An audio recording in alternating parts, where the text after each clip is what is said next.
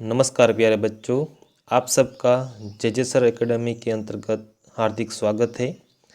आज हम इस वीडियो के अंतर्गत कक्षा 8 विषय सामाजिक विज्ञान इतिहास का पहला चैप्टर है कैसे, कब और कहाँ। इस अध्याय के महत्वपूर्ण प्रश्नों की एमसीक्यू टाइप प्रश्नों की चर्चा करेंगे जो आपको आने वाले एग्ज़ाम में बहुत ही उपयोगी साबित हो गए। तो ऐसे ही पहले अध्याय से लेकर अंत तक हम ऐसे वीडियो की जानकारी आपको देते रहेंगे। हमारी चैनल जे सर एकेडमी को लाइक, शेयर एवं सब्सक्राइब जरूर करें। तो आइए शुरुआत करते हैं इस अध्याय की प्रश्नोत्तरी। प्रश्न पहला है, भारत का राष्ट्रीय अभिलेखागार 1920 में कहाँ स्थापित हुआ था? ऑप्शन ए नई दिल्ली, मुंबई, मद्रास या कोलकाता। तो हमें पता है कि हमारा जो भारत का राष्ट्रीय अभिलेखागार है वो है नई दिल्ली में स्थापित हुआ था। प्रश्न नंबर 2, सुंदर लेखन की कला में विशिष्ट व्यक्ति को क्या कहा जाता है? ऑप्शन ए मानचित्रकार, लिखिए, सुलेखनविश या लेखक। तो बच्चों, पुराने समय में क्या था कि जो इतिहासकार द्वारा लिखित जो भी उस टाइम पे विवरण था उसको लोग अच्छी तरह से संभाल कर लिखा कर रखते थे। तो वो जो लेखन को लिखने वाली कला थी उनको सुलेखनविश के नाम से जाना जाता है, ताकि सुलेखनकार थी ये सुंदर ढंग से लिखा गया। प्रश्न नंबर 3, इतिहास के ब्रिटिश वर्गीकरण को हटाते हुए आधुनिक इतिहासकारों ने भारतीय इतिहास को किन वर्गों में विभाजित किया? पहला है हिंदू, मुस्लिम और ईसाई। दूसरा हिंदू, मुस्लिम, बौद्ध। तीसरा प्राचीन काल, मध्यकाल और आधुनिक काल।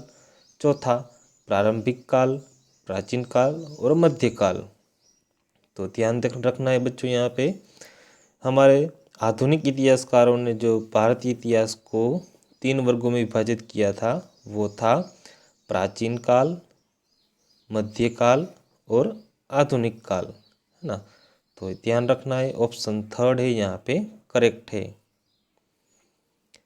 प्रश्न नंबर 4, अन्य राष्ट्रों पर यूरोपीय शक्तियों के प्रभुत्व को क्या कहा जाता है जिसमें स्वतंत्रता, समानता आदि जैसे बुनियादी अधिकार नहीं दिए गए थे?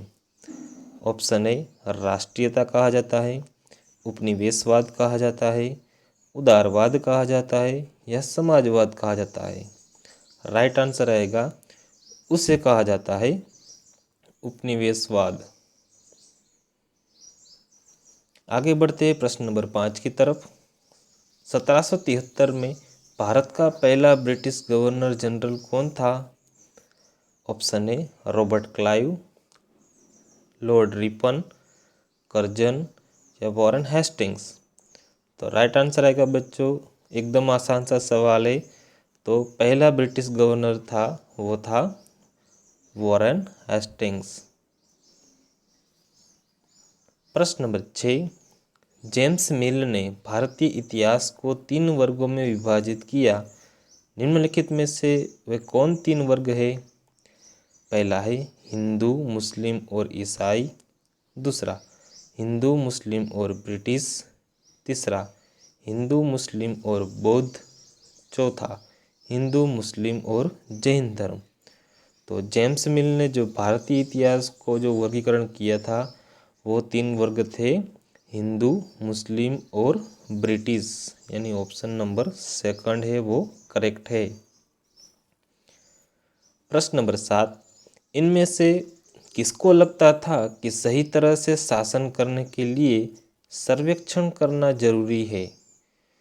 तो अंग्रेजों को लगता था, फ्रांसीसियों को ऐसा लगा था, डच लोगों को लगा था या इनमें से किसी को भी नहीं? तो राइट आंसर आएगा जो सर्वेक्षण की बात की गई थी वो अंग्रेजों द्वारा की गई थी, जिन्होंने यहाँ पे देखा कि किस प्रकार से यहाँ पे सारी जो काम चल रहे हैं उनका पूरी तरह से पहले सर्वेक्षण होना चाहिए, तब जाके हम सुसंगठित शासन यहाँ पे कर सकते हैं। प्रश्न नंबर 8, कौन सी पश्चिमी ताकत सबसे पहले भारत में आई थी? ऑप्शन ए पुर्तगाली, अंग्रेज, फ्रांसीसी या अमेरिकन। तो पश्चिमी ताकत की बात करें तो बच्चों सबसे पहले जो आई थी वो थी पुर्तगाल आए थे, जो करीब 1498 में भारत में आए थे, है ना। तो उन्होंने यहाँ पे हमारे यहाँ पे पहला जो आएगा ऑप्शन फर्स्ट करेक्ट है, पुर्तगाल लोग ही यहाँ पे आए थे। उसके पश्चात धीरे धीरे डच आए, उसके पश्चात अंग्रेज लोग यहाँ पे भारत के अंदर आना शुरू हुआ था।